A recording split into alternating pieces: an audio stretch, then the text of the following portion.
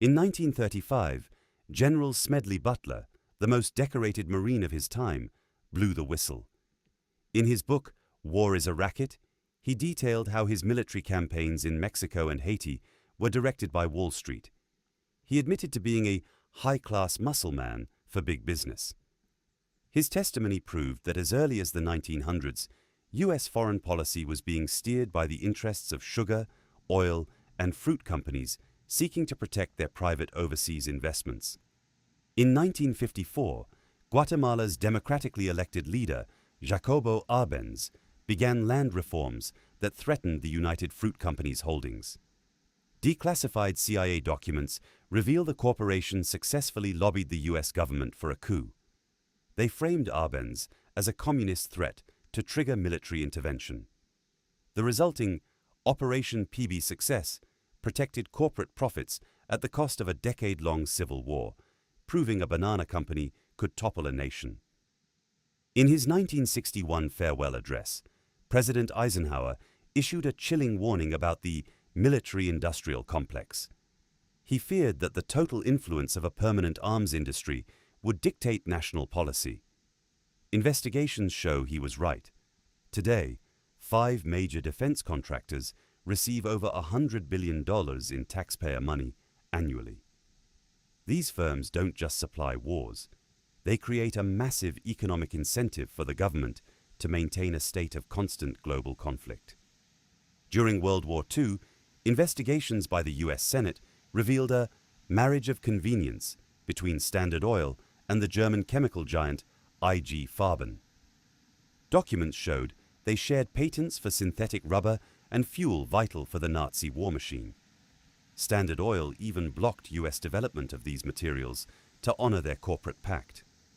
This proved that for global corporations, profit and partnership often transcend national borders and wartime allegiances. Lockheed Martin is the world's largest defense contractor. Research into their influence spending shows they spend over $13 million annually on lobbying and donate to nearly every member of the House Armed Services Committee. By funding the very people who vote on war budgets, they ensure that expensive programs, like the F-35, continue regardless of their performance. This financial loop makes ending a conflict a direct threat to a corporation's stock price. The Vietnam War escalated based on a disputed naval clash in 1964. Investigations into the aftermath found that major engineering firms like Halliburton, then Brown and Root, were already being awarded massive contracts to build infrastructure in Vietnam before the escalation was public.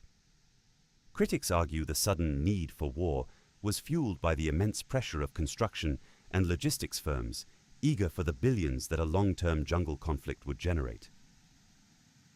In the 1990s, the rise of Executive Outcomes, a private military company, PMC, showed how corporations could wage war directly.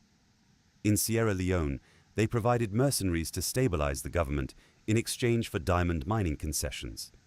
This was war for hire. Investigative reports showed the line between a military operation and a corporate mining venture had completely vanished, as the PMC's primary goal was securing the client's mineral wealth. A UN investigation into the Iraq Oil for Food program revealed that over 2,000 global corporations, including household names, paid illegal kickbacks to Saddam Hussein's regime to secure trade. These companies circumvented international sanctions to keep the profits flowing. This proved that even under strict global embargoes, corporate interests find ways to bypass the rules of war to maintain their market positions, often funding the very enemies they claim to oppose. The 2003 Iraq War saw unprecedented outsourcing. Halliburton, formerly led by Vice President Dick Cheney, received $39.5 billion in contracts. Investigations found much of this was no bid, meaning there was no competition. Whistleblowers revealed massive overcharging and cost-plus contracts, where the more the company spent, the more profit it made. This created a perverse incentive for the corporation to prolong the occupation to maximize its guaranteed revenue. By 2007, there were more private contractors in Iraq than actual U.S. soldiers. Investigations by the GAO found that these companies, handling everything from security to laundry, operated with little legal oversight. This privatization of war allowed governments to hide the true human and financial cost of conflict from the public. Corporations became the invisible backbone of the war, profiting from a lack of accountability and the expansion of the battlefield. The 2007 Nisawa Square massacre, where Blackwater contractors killed 17 Iraqi civilians, exposed the danger of corporate warriors. Blackwater wasn't just a supplier, they were an army for profit. Investigations showed their culture prioritized protecting the asset, clients, over human life. Despite the global outcry, the company rebranded and continued to win contracts, proving that corporate entities can often survive scandals that would end a traditional military career. A 2023 study found that 80% of retiring four-star generals go on to work for defense contractors. This revolving door creates a massive conflict of interest. While in uniform, they make decisions on weapons programs. Months later, they are on the board of the company making those weapons. Investigations suggest this incentivizes military leaders to favor high-cost, high-tech hardware over diplomacy, ensuring a steady stream of future-proof war contracts. For decades, the diamond industry was accused of fueling African civil wars. Investigations showed that De Beers and other traders purchased blood diamonds from rebel groups, providing the hard currency needed to buy weapons. By controlling the global supply and maintaining high prices, these corporations indirectly funded massacres in Angola and Liberia. It took international pressure to create the Kimberley process, yet critics say the corporate loopholes remain. The war in the Democratic Republic of Congo is fueled by the demand for coltan and cobalt, essential for tech giants. Investigative reports show that multinational electronics firms buy minerals from mines controlled by brutal militias. While companies claim to have clean supply chains, forensic accounting shows the profits still flow back to the warlords. This is a corporate-led resource war, where your smartphone's demand directly finances a cycle of violence. In the 1990s, Shell Oil was accused of working with the Nigerian military to suppress protests in the Ogoni region. Leaked memos showed the company provided transport and funding to soldiers who committed human rights abuses against activists like Ken Saro-Wiwa.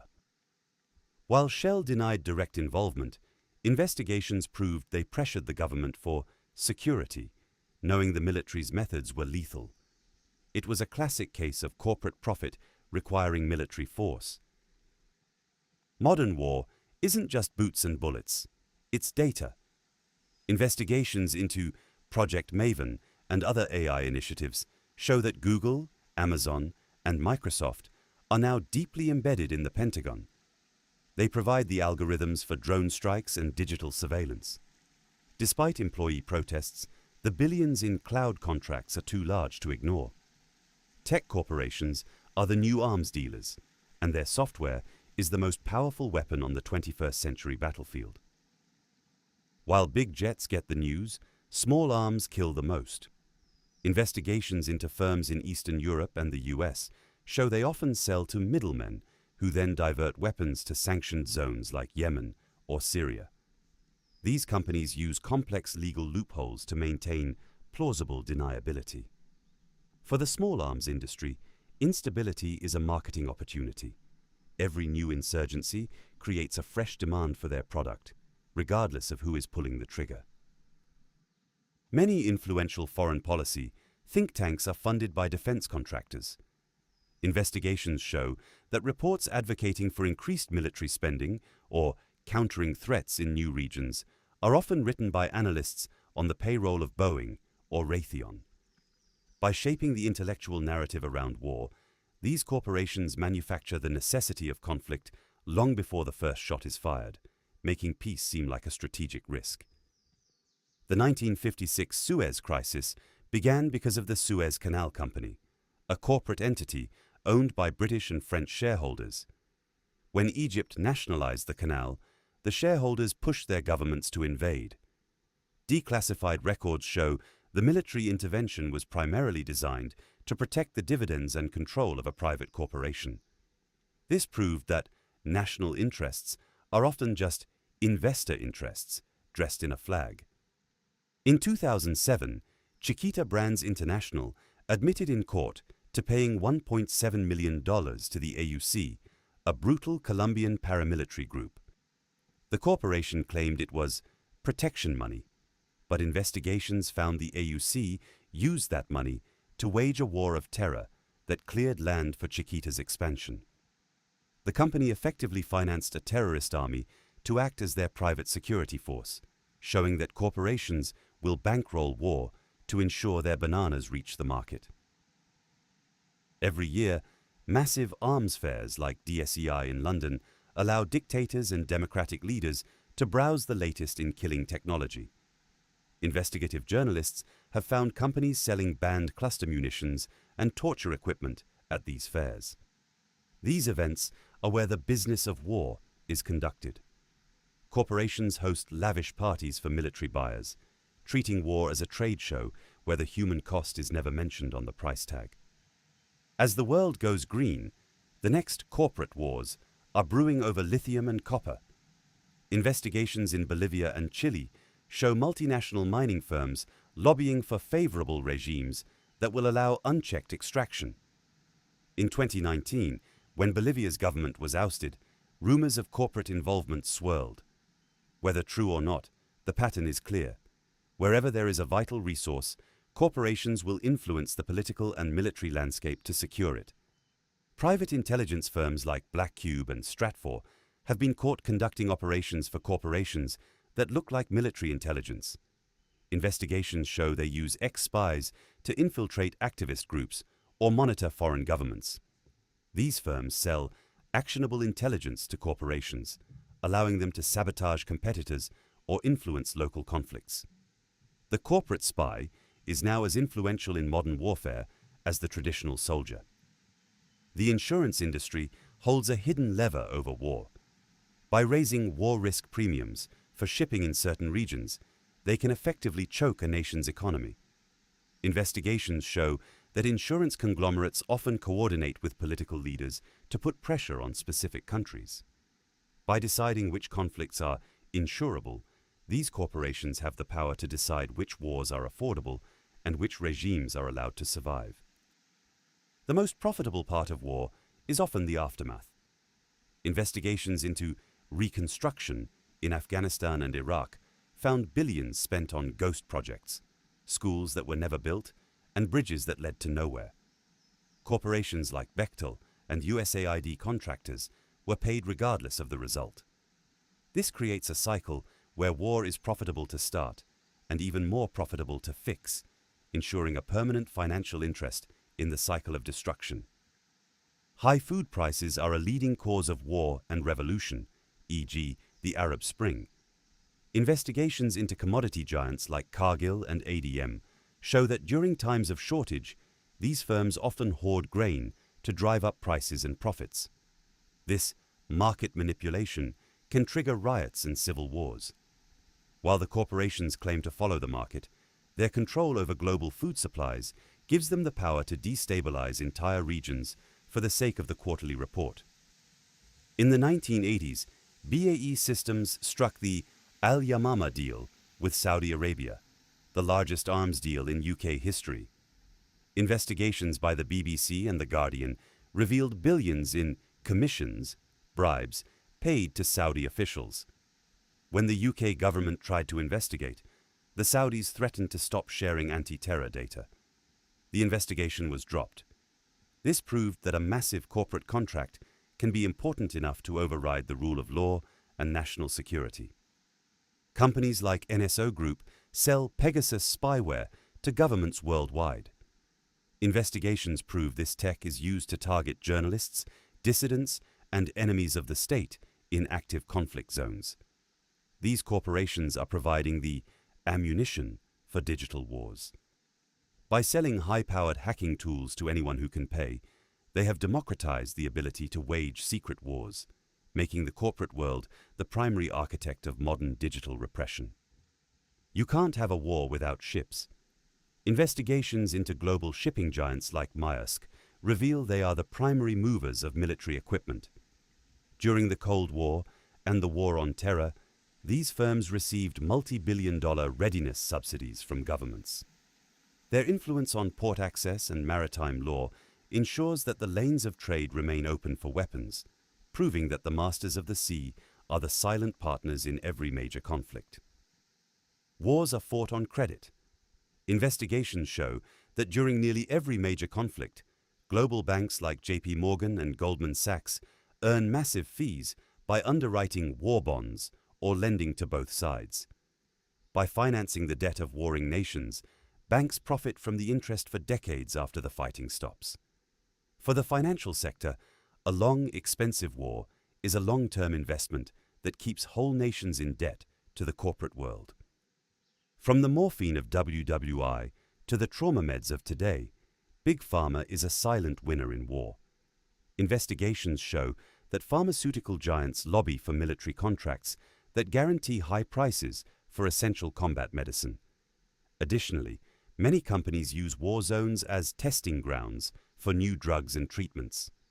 For these corporations, the battlefield is a laboratory and a captive market, where demand is literally a matter of life and death.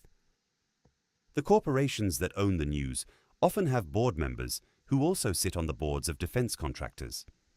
Investigations into the 2003 Iraq War found that major U.S. networks barely featured anti-war voices, instead using retired generals who were actually paid lobbyists to sell the war. By controlling the information flow, these corporate entities manufacture public consent for conflicts that benefit their parent companies and advertisers. The war on drugs and war on crime are domestic conflicts, but the corporate influence is the same. Investigations into private prison companies like CoreCivic show they lobby for harsher sentencing and mandatory minimums. Their profit depends on a high occupancy rate of prisoners. By influencing laws to keep people locked up, these corporations have turned a social crisis into a lucrative business model, waging a perpetual war on their own citizens for profit. When we look at declassified files, lobbyist spending, the revolving door, and resource concessions, the answer is undeniable. Corporations don't just influence war, they are the invisible architects of it. From the 19th century fruit companies to 21st century tech giants, the pattern is identical. Where there is conflict, there is a contract. Where there is a resource, there is a rifle. War is the ultimate corporate expansion strategy, and it has never been more profitable. The final question for our channel is this: can we ever have peace when war is so profitable for the world's most powerful entities? As long as a corporation's fiduciary duty is to its shareholders rather than humanity, the incentive to influence conflict will remain. The investigation shows that until we disconnect the profit motive from the trigger, the drums of war will continue to be beaten by the hands of those who stand to gain the most from the destruction.